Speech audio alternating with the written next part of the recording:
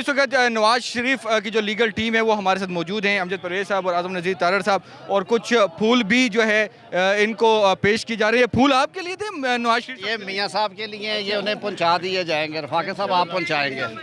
जी, आज़म नज़ीर तारड़ साहब, अमजद परवेज़ साहब, ये बताएं कि आज तो एक मौके पर ऐसा लग रहा था कि नैब दोबारा जो है इसको जो ट्रायल कोर्ट की तरफ ले जाने की बात कर रही थी, और उसके बाद ये फैसला जजमेंट आई है, क्या कहेंगे? ये गैर मुनासिब बात थी। उस दिन एट लेंथ आर्ग्यू हुआ। अमजद परवेज़ साहब ने उस दिन भी ये कहा था कि आप डिसाइड कर लें नैब को कि आप रिमांड पे या मेरिट पे कौन सी, उन्होंने कहा हम रिमांड पे जाना।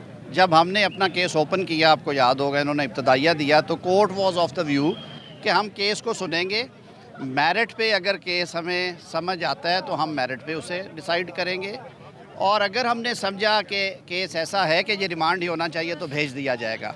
अब जब सारा केस मेरिट पे आर्ग्यू हो गया और अमजद परवेज़ ने आर्गूमेंट्स भी कंक्लूड कर दिए, तो नैब का फिर ये कहना कि इसे भेज देंगे गैर मुनासिब अच्छा, बात। मैं आपके पास एक बहुत ही अहम क्वेश्चन के साथ आऊँगा। अमजद परवेज़ साहब, ये बताएं कि आज आपके काफ़ी देर जो है वो दलाइल रहे, और जब नैब के वकला की तरफ से भी जो है अपना भरपूर केस प्रेजेंट किया गया, तो आपने अदलिया को जो है, अदालत को मुतमईन करने की कोशिश की।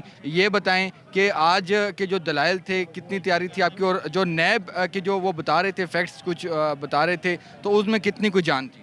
देखिए, बात यह है कि नैब ने माना अल्टीमेटली सारा कुछ पढ़ने के बाद कि हमारे पास इस केस में फ़ोटो कॉपीज़ के अलावा और वाजिद ज़िया के ज़बानी तज्ज़िये के अलावा कुछ नहीं है। तो वाजिद ज़िया तो इस केस का गवाह बन ही नहीं सकता। ये बिल्कुल ऐसे ही है जैसे आप अखबार पढ़ के किसी स्टोरी में स्टोरी अखबार में पढ़ें और उसके गवाह बन जाएँ। तो कानून ऐसी शहादत को बिल्कुल नहीं मानता। और एक स्टेज पे जब बेंच ने हमें कन्फ्रंट किया कि आप रिमांड के बारे में क्या कहते हैं, या रिमांड के बाद नैब केस वापस ले सकता है, तो हमने कोर्ट से अर्ज़ किया कि हमने बहुत हैवी कॉस्ट पे की है respect of rule of law में। उनकी जो मिसेज़ हैं वो आपको पता है अल्लाह को प्यारी होंगी, बेटी के साथ जेल काटी, वजारत उज़्मा गई, 7 साल से रिगर्स फेस करने के बाद अगर फिर केस रिमांड होकर नैब ने वापस लेना है, तो हमने कहा सर कि ये एक्सेप्टेबल नहीं, इस केस के सरकमस्टांसिस में हो सकता।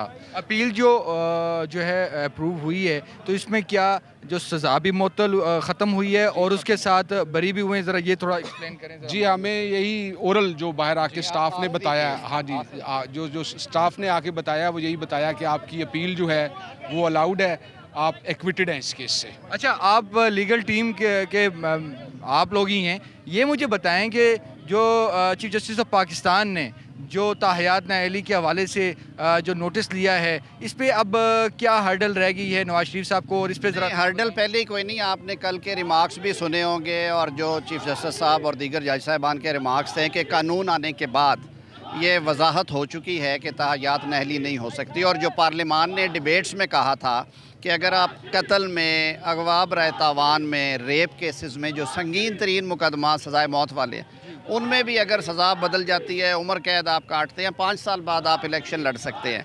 तो ये असासों में आपसे कोई गलती हो जाए, कोई डेक्लरेशन रह जाए, मिस डिक्लेयर हो जाए इनएडवर्टेंटली, उस पर यह नहीं होना चाहिए। समीउल्लाह बलोच के बाद बहुत सारी जजमेंट्स हैं जिनमें सुप्रीम कोर्ट ऑलरेडी ये कह चुकी है कि ये जो इनकॉन्सिक्वेंशियल ओमिशंस हैं, इन पे ये नहीं होनी चाहिए। तो वो मामला तयशुदा है, लेकिन उन्होंने अच्छा किया है कि उन्होंने इबहम दूर करने के लिए कल एक ऑर्डर पास कर दिया है, और उसे जनवरी के पहले हफ्ते में ले आएंगे। 232 सेक्शन इलेक्शन एक्ट के होते हुए अब कोई ताहयात नाअहल ये बताएं कि अभी कागजात जमा करवा सकते हैं नवाज? इंशाल्लाह इलेक्शन लड़ेंगे।